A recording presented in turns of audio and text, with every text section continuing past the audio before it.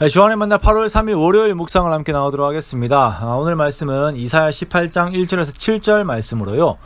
구스를 향한 메시지라고 하는 제목으로 함께 묵상을 나누도록 하겠습니다.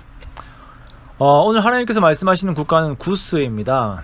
구스는 오늘날의 에티오피아예요.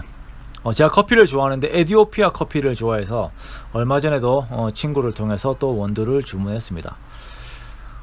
구스의 지역은 그 나일강의 상류예요. 자, 그러면 우리가 생각을 할 때에 북쪽에 있을 것이다 라고 생각을 하게 되죠. 나일강 하면 이집트가 생각이 나고 나일강 상류 하면은 이집트의 북쪽이라고 생각을 하게 됩니다만, 나일강은 북반구에 있으면서 남쪽에서 북쪽으로 흐르는 강입니다. 아마 4대 문명의 발생지에 속하는 강들 중에서 유일하게 거꾸로 흐를 거예요. 그래서 구스는 이집트의 한참 아래쪽 아프리카 쪽에 있고요. 아프리카 북동쪽이죠. 예멘을 중심으로 하면 그 홍해 건너편 서쪽에 있습니다. 여기 이제 모세가 한때 구스 여인을 아내로 맞이하는 것이 또 장면이 나오죠. 여기 구스는 이제 그 노아의 아들 중에서 그 함의 아들입니다. 당시에 이제 세력이 상당했는데요. 일찍이 나일강 상류에서 무역과 상업에 종사했기 때문에 상당히 아주 부유한 국가였습니다. 유다왕 아사 때에는 구스인 세라가 쳐들어왔는데 100만 대군과 병거 300대를 이끌고 쳐들어왔었어요. 그때 하나님의 역사로 모두가 죽었지만 실제로 어마어마한 전력이죠. 당시 이제 아수르가 세력을 키우자 또 다른 강대국인 구스가 주변 국가들과의 동맹을 맺으면서 그 아수르를 견제하려고 합니다. 이러한 분위기에서 여느 때와 동일하게 이사야는 정치적인 위기들 속에서 이러한 강대국들을 의지하지 말고 하나님만 의지할 것을 다시 강조하고 있습니다.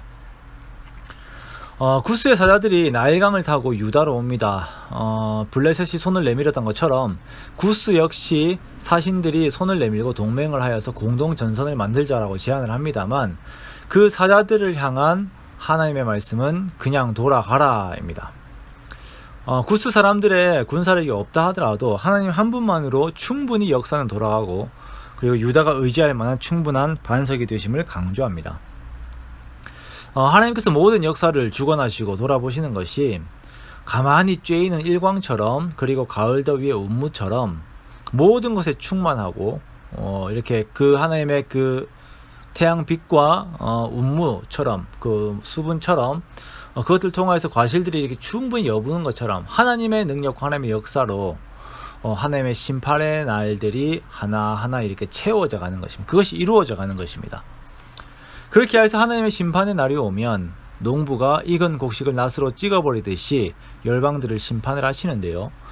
그 결과로 열방은 산의 새들과 들짐승들의 먹이가 이제 되는 시체와 같이 되고, 그 수요가 실로 엄청나서 여름에는 새들의 먹이가 되고 겨울에는 들짐승의 먹이가 될 정도입니다. 자, 그런데 이 난리통에 구스는 하나님께 은혜를 입어서 하나님의 영광을 높이는 존재가 됩니다. 구스가 시온산에 이르러 하나님께 예물을 드리게 되는데요. 이것이 시기적으로 언제인지는 정확하게 몰라요. 히스기야 시대의 사네립의 공격에서 유다가 구원을 받았을 때에 많은 국가에서 와서 히스기야 왕에게 예물을 드린 역사가 있습니다. 이때 구스도 포함되었다라고 이렇게 이야기를 하는 거예요. 자, 그리고 전통적으로 구스에는 유대인들이 많이 살았고요. 사도행전에서 빌립에게 세례를 받았던 네시도 에티오피아의 국고를 맡았던 사람이죠. 그리고 4세기 초에는 성경이 헬라어에서 고대 에티오피아어로 번역이 되기도 하였습니다. 7절에 나오는 시온산은 결국은 예수 그리스도의 교회가 됩니다. 즉 구스를 향한 이 예언은 복음의 영향력이 구스까지 미치게 될 것을 의미하는 것이죠. 현재도 에티오피아의 깊은 기독교 전통 속에서 에티오피아 정교가 인구의 절반 이상을 차지하고 있습니다. 에티오피아의 개국은 시바 요왕과 솔로몬 사이에서 태어난 그 메넬리크 1세가 에티오피아의 초대 황제가 되어 지금까지 3000년의 역사를 가지고 있는 나라인데요. 이러한 역사의 과정들을 보면서 참 이 나라가 은혜를 많이 입은 나라구나 라고 하는 생각을 하게 됩니다.